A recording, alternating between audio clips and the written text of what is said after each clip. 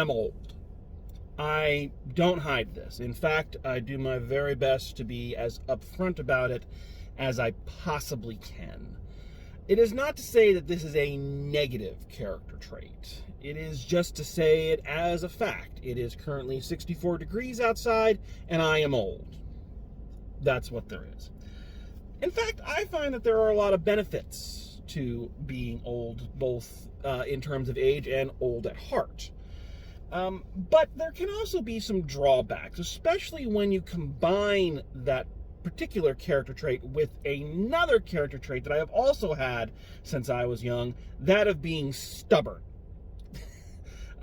Again, both of these character traits I have been told I have exhibited since a very young age. And again, it's not that those are bad things in and of themselves, but it is to say, like all things, there is a pro and a con. And one of the cons of those two personality traits kind of coming together is that it does tend to lead to what I can generously refer to as close-mindedness and a reluctance to take on new things or to try new things. It's the flip side of the tendency to order the same thing at every restaurant you go to have a usual at every restaurant, because you know you like that, and if you order something else, well, you might not like that, you see. There's something you should know about me by now, Roger. I don't learn lessons. Now, with age, however, comes the benefit of hindsight and awareness. And I have recognized this about myself for some time, but I'd like to think that as I've gotten older in age, and with the help of some supportive people, my parents, my friends, my girlfriend, I feel like I have at least begun to sort of chip away at some of that. And I'm trying some new things and discovering that in some cases I truly do enjoy them. I use this as a tired example a lot, and I know it's for true fans, it's got to feel like that bigot who says, oh, I know lots of minority people, as an excuse for being a bigot. But case in point, last year I went and saw a horror movie, which I don't do generally, and loved it so much it became my #1 movie of the year. Now, does this mean that horror movies and I are now going to become best friends and I'm going to become a horror aficionado? No, probably not. But what it does do is serve as a reminder that you've got to take a chance at some point. You've got to step outside of that comfort zone. Conditions have to be right. It's not to say, again, that I'm going to love all slasher movies, but it is to say that sometimes the right thing comes along and you can't judge one film by your experiences with an entire genre. Case in point, the subject of today's film, I decided I was once again going to step outside of my comfort zone and take a look at an anime. Now, again, anime and I have never gotten along. I won't go into all of the reasons why, but I will tell you, I think it stems back from, again, when I was a youth, and they used to have some anime stuff on the Disney Channel, believe it or not. I don't even remember what the show was, but I just remember the animation style just unnerved me.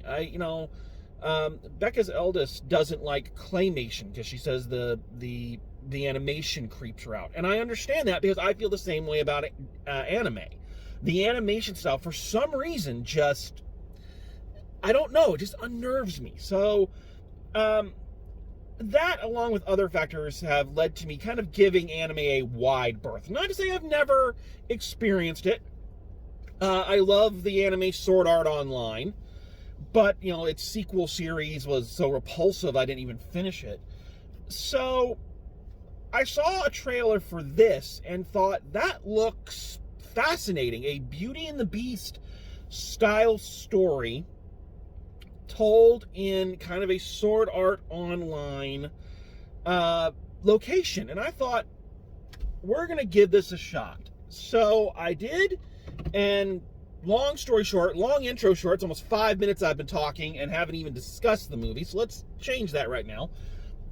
all of this wrapped up in a nutshell, I'm really glad I did. I thought this was a really beautiful, well done, surprisingly in-depth film that I think earned all of the accolades it has acquired over the course of the year. So let's talk about this film. Let's start with kind of the overall premise. So our main character is Suzu, a young woman who is, a young high school girl, I believe a freshman or something, fairly young, who lost her mother at a young age and is still dealing with the post-traumatic stress of it. And ever since her mother died, she hasn't been able to sing, which was something she loved to do with her mother. Like, she tries doing it and it makes her physically ill to do it. So enter into this a virtual reality world that is all the rage in this, this universe called You, where it's sort of online essentially, just without the ROPG elements of you go online, you have an avatar, and you can live out a life that's not yours, or you can live out a better life. It's supposed to be the gimmick of this virtual reality world is the avatar it creates for you is like an embodiment of your personality. It somehow reads your bio scans and all, and projects a reflection of your innermost self into the virtual world. An interesting concept, though I don't think they follow it completely. Anyway, we'll get into that in a second. So in this world, and under the screen name of Belle, because I guess Suzu means Belle in whatever language, in Japanese, I suppose. Suzu now discovers that in this world she has the confidence to sing. Under this mask of Belle, she has the confidence to just sing, and she becomes this internet musical sensation. So this meek, quiet girl is this huge pop diva, thing in this virtual world. Okay, so right away, there's a lot going on. Interesting commentaries on people being able to be their real selves, projecting their true natures into the virtual world with the digital mask. Fairly one-to-one commentary. Well, into this comes the Beast. For every Belle, there has to be a Beast. And during one of her concerts, we are introduced to the Beast, who is being chased down by these kind of self-appointed superheroes who make it their mission to keep the U-verse in order. It's tragically unclear as to what they do, who gave them the authority, and why they're after this guy. The trailer had you believe, when I watched the trailer, it kind of gave you the impression that the Beast was going to be kind of a stand-in for internet trolls. These people who go online and just say horrible shit and just do horrible shit because it's anonymous and no one can track them down, and so therefore there are no consequences for their terrible actions. So that's what I thought I was getting into, but that's not what this is. That is not what the Beast actually is, or why this person's, the projection of his innermost self is a beast with these horrible bruises all down his back. I am not going to talk about what it actually is, because I feel that gets into spoiler territory, not in huge what a twist kind of ways, but enough so that I think you deserve to experience it yourself and not have me kind of tell you what happens. What I will say is what they actually go with is a much better decision, because it all comes back to the main journey of our heroine, Suzu, and her quest to kind of heal from past traumas, accept herself, and put herself out there to help another person. That's something very interesting about this movie in terms of its plot structure. This is a Beauty and the Beast story, and it wants you to know that. Obviously, the names are dead giveaways, but it also steals, I'm going to say steals, even though I don't think they're meaning to. Well, they have to mean to, because it's so obvious. It steals movements and story beats directly from the Disney animated classic. You know, it wants you to know that that is what you are watching. You are watching a Beauty and the Beast story. But the difference here is it's not a love story. It is, but not a romantic love story. It is a story more about healing, self-love, and loving others. And lessons in those things. And our character, Suzu, is our character. The Beast is a side character to her story. You know, she's not his fucking life coach. And I love how what they decided to do with this and the story they actually told with it was her growing up and her kind of shedding the beastly parts of herself, self-imposed beastly parts, to become a better person and to kind of finally move on from past trauma. It was really brilliant storytelling, and I really dug it. I really, really do. I think another thing about this movie, and this should come as no surprise, visually it is gorgeous. You know, anime is one of the most beautiful animation styles on the face of the planet.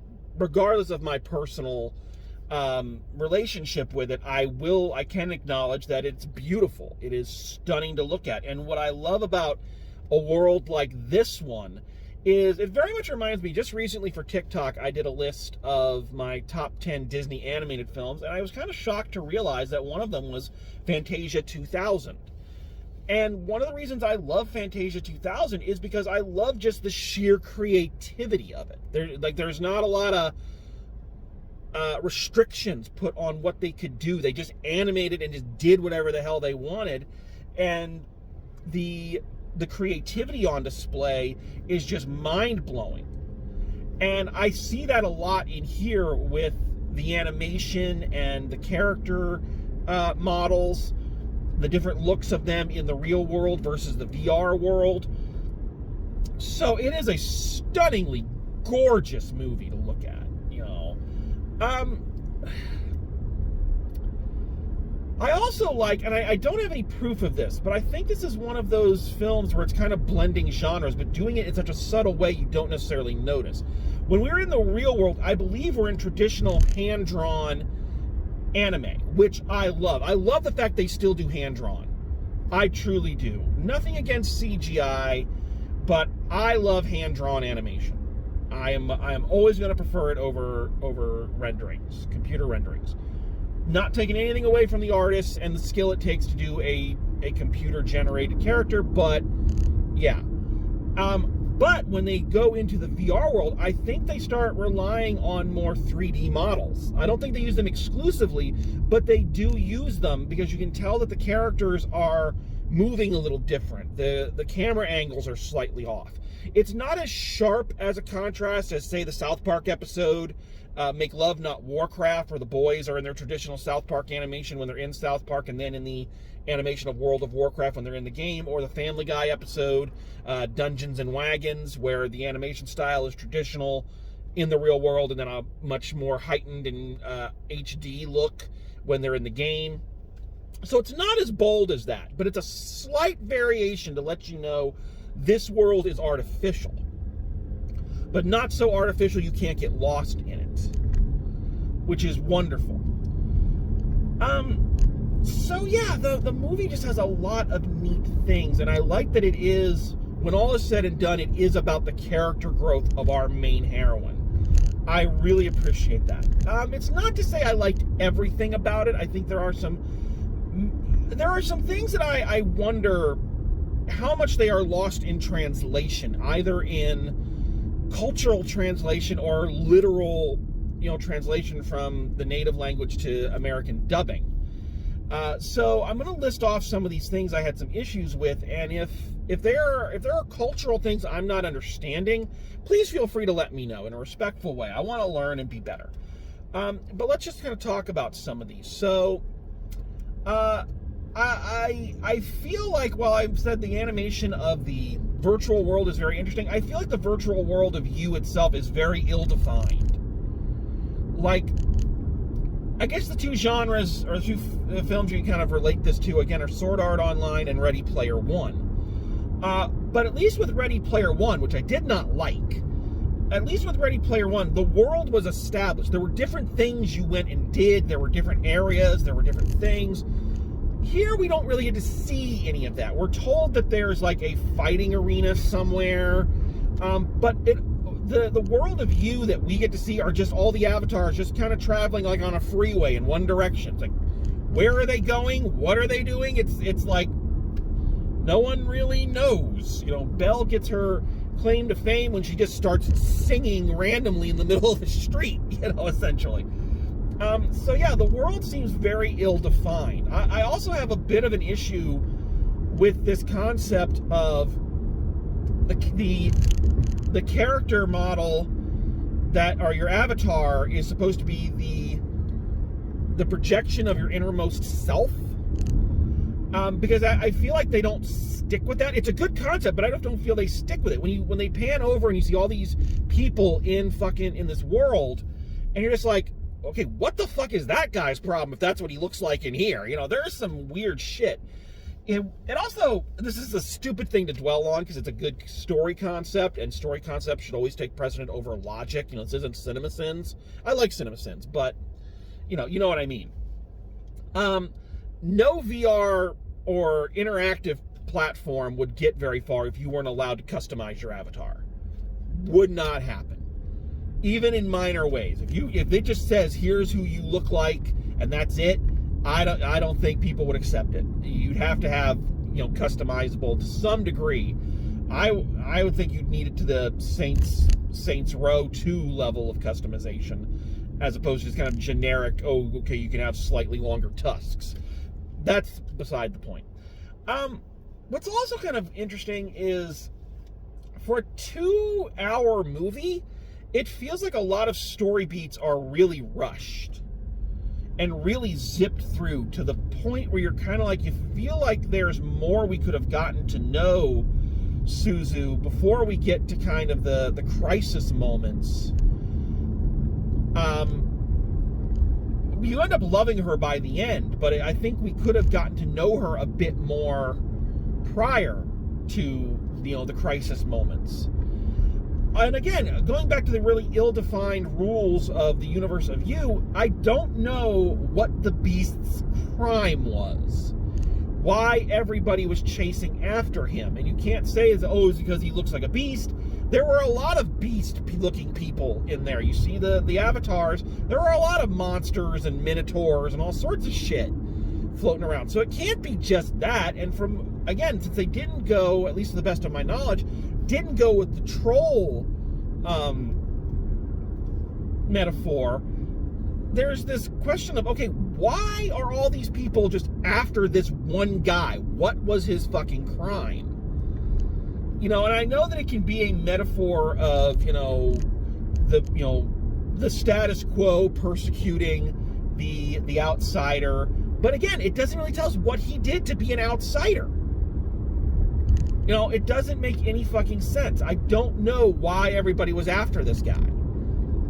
You know, especially since what little backstory we give to him is that he was in this fighting arena and he was winning.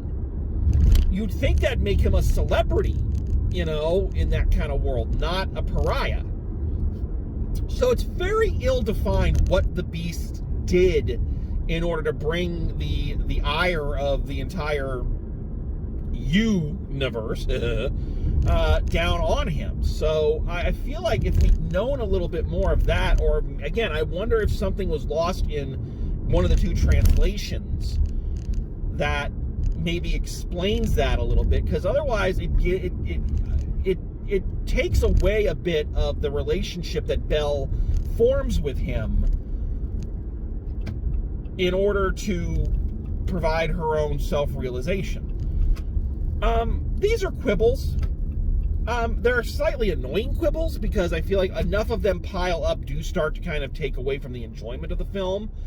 But they don't ruin it. I also feel, going back to Ready Player One comparison, that this film uses ripoffs or homages in the right way. One of the criticisms I had, and a lot of people had, of Ready Player One is that there was no discussion or there was no proof that these characters had deep affection for the worlds they were reenacting. They were just kind of shouting out references. You know, why this was important, why the guy would dress as Buckaroo Banzai of all people. You know, why those movies meant something. It's never explained. It's all just kind of fan service. Ooh, look, you remember that. Whereas I feel this one, in its choice to not only use the Beauty and the Beast storyline, but to use shots and story beats and character expressions directly lifted from the classic Disney film, is not just to pay homage to it, but so that you recognize that that story has meaning to these characters. They do the dance number. They do a wonderful version of it. So it's, at first you think, oh, they're just going to do a cheap knockoff of it. But no, they put their own spin on it, and it's really, really gorgeous. But you can tell that they're using the Beauty and the Beast mod and the audience familiarity with it to help advance their own story. They're showing there is meaning behind it, and it's not just, here, recognize this, recognize this. So yeah, there's a lot kind of in the ups and downs of this movie. You know, Suzu has her best friend is kind of a horrible little elf of a person who you're like, okay, why are you two friends? You know, it's that common thing you see in a lot of movies about outsiders where their best friend is kind of like an asshole, and it's like you feel like they're with this person only because there's no one else. And you know, that's not the case with these two, but it's how it's kind of portrayed early on. Like, you're like, why are you hanging out with this person? She's awful. Better to be alone than with that person. But anyway. But overall, night is done. Movie's over. Turn off the TV. The feeling I was left with was a feeling of just joy. Because I'd witnessed something really, really beautiful. A story that was miraculously told, an art form that I am not as familiar with, but am very appreciative of, and its creativity on full display, a fascinating character study, and unique things done with a classic tale. And I think I really enjoyed this. Again, is this going to mean Anime and I are now going to become best friends and go to each other's birthday parties? I don't think so. But it does mean that there are examples of genres out there for everyone. You can find something that you like. Sometimes, again, the right elements all have to line up in the right way, but it can happen. So I truly enjoyed this movie, and I recommend it, and that's high praise from me. With an anime movie, that is high praise. So, final grade for Belle. I'm going an A-. I'm a little hesitant about the A- because I feel that, again, there are some things that may have been lost in translation, and if I had better understanding of those, maybe some of the quibbles I have would not have been there. But overall, I had a great time watching this. Thought it was gorgeous, touching, heartwarming, all of those things. Highly recommended. Go check this one out. I don't think you'd be sorry. All right, so that is it. Thank you for joining me, and we're gonna have a special treat coming up. So Doctor Strange has come out, and I am so excited. My girlfriend and I are gonna review this one together, and I am so looking forward to it. Gonna be a little later than all of the other reviews, but I don't care, because we are gonna have some fun. So please join us for that, and as always, drive safe, and I will see you at the movies.